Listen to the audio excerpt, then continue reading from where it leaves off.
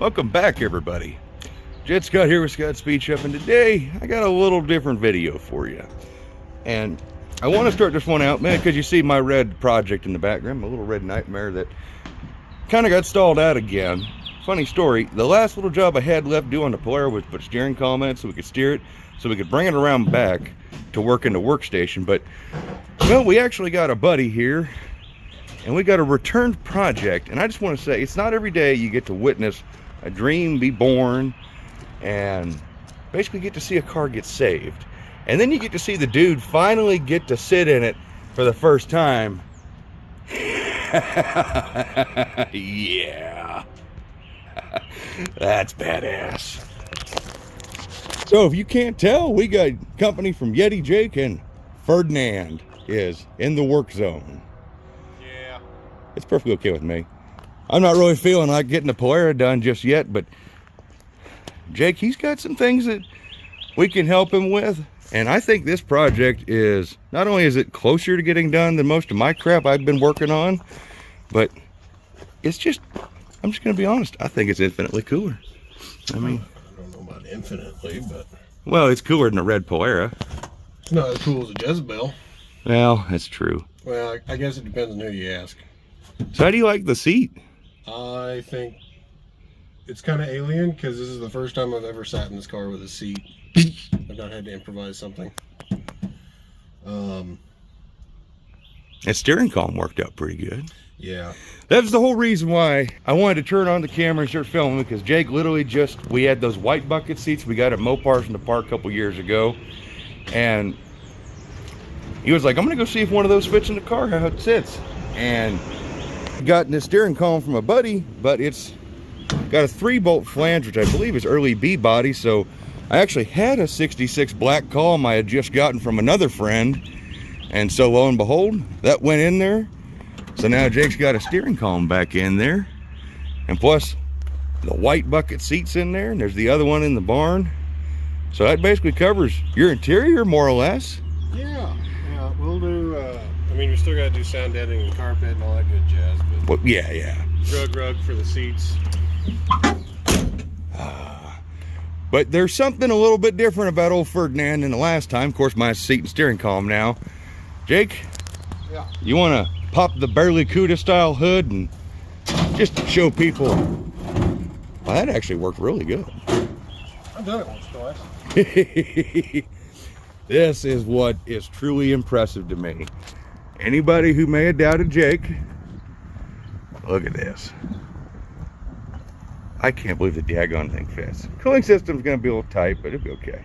Yeah. You got a good game plan. It'll be all right.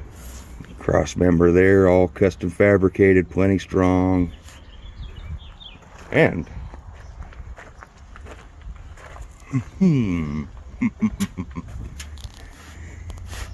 mock-up transmission. Jake, I don't know how the heck you squeezed the 12 valve in here without chopping the entire firewall to crap. And I'll show you, hang out.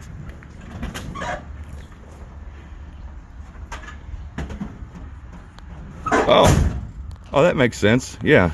That was an 8-pound hammer on like an 18-inch switch, and it doesn't really give a fuck. If it doesn't want to move, it makes it move.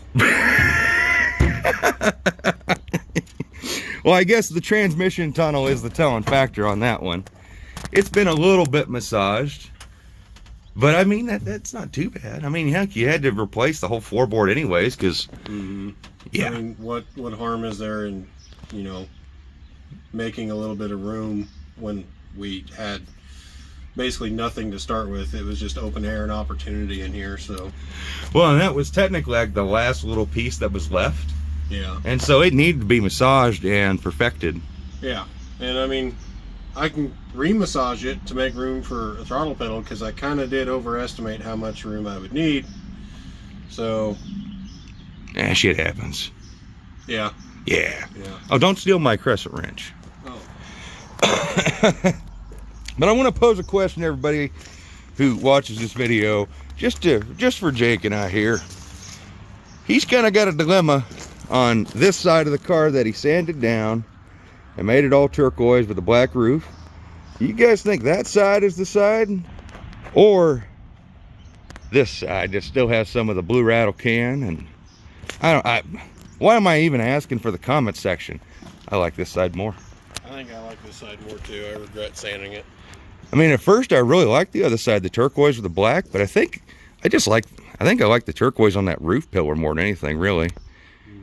And I could take or leave the roof. A black roof, it's solid choice either way. yeah.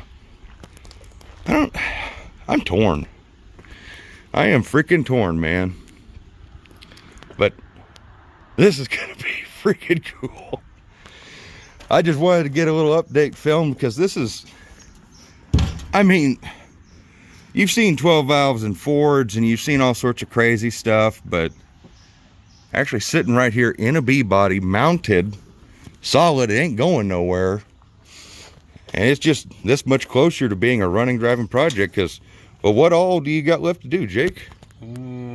Obviously, we got to figure out brakes. What, you scared? You worried? No. You don't have that much more of an engine than, say, like a, you know, what was stock in here, you know?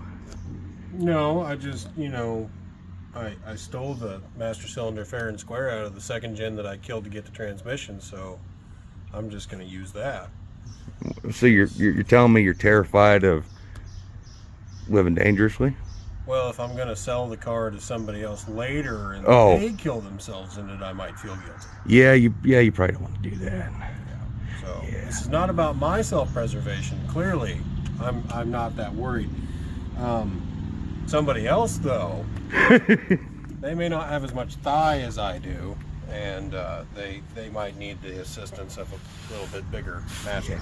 It'd probably be a good idea, and it's probably more or less just a bolt-on kind of thing. Yeah, but also be warned, if you are going to be a prospective buyer of this car, bring your biceps, because I'm not putting power steering in it either. Well, power steering's kind of lame. Yeah, power steering's for quitters. Yeah, just much extra weight. Yep. So we're using the steering gear out of the Ram. We're using the brake master cylinder out of the Ram. The transmission, the drive shaft.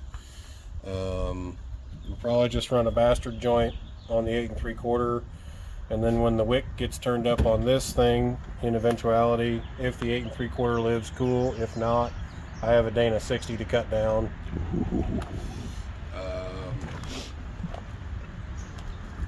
I don't know really what else to say. Just now it's time we got it in its home, now we need to make it eat. That is true. Well, and that's kind of the whole point of, you got permission from Dad, I'm cool with it. Probably gonna do some more updates on old Ferdinand with Jake. Probably more than you'll see on, well, like my Polara or my 300 or any of those other cars.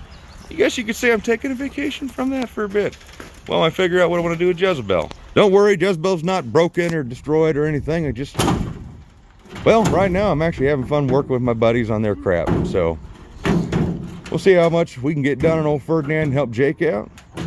Because this is one of those project cars that actually did get to kind of half-ass stick around. We get to see more of. And out of all the cars that I've bought and sold, this is the one project that I'm actually happy to see getting done.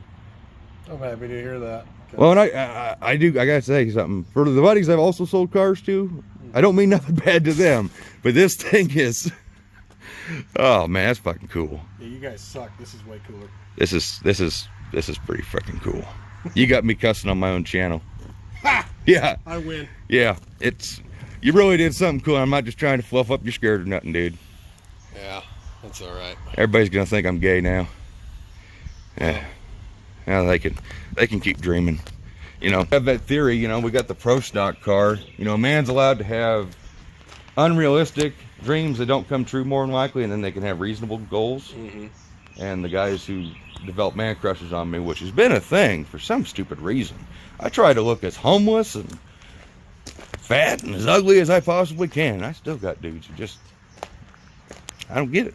I don't know where this video is going at this point, but basically, just going to take a break from doing some of these projects so we can help other folks get theirs done. Plus, that daggone thing just looks, I think I'm going to have to probably buy that back from Jake, actually. I think that's the reason why he keeps talking about all the stuff he's doing is He's found a way to take a car that I literally did not care 1 ounce a bit about, really. Never was a 66 or 7 Dodge Plymouth guy. All my friends know that about me. And, well, I'm going to be honest.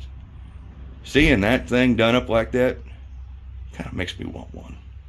It's pretty cool. It's like I had people telling me to do straight front axle in the yard dart, and I just can't get my head wrapped around taking torsion bar suspension out of a Chrysler car. That's one of my favorite things about a Mopar, is the torsion bar suspension. I think it's cool. And so putting a straight axle underneath a Mopar to me is just, it's such a foreign idea and it doesn't make sense. But I think this thing with a straight axle and no front bumper, I mean, just right as it is right now, that is pretty damn cool. And I agree with Jake. We're gonna have to have Jezebel sitting beside old Ferdinand. Yeah, we gotta compare the stances, because they're definitely different creatures of a similar era. Very much so. So folks, I want to thank you for checking this out with us. I know it may seem weird and unusual, but I'm just excited for one of my buddies, because he built something freaking cool. So thank you again, Jake. Thank you for having me, Jed. And everybody, hope you have a great weekend, and as always, look forward to seeing the next one. So as always, take care and bye-bye. Bye-bye.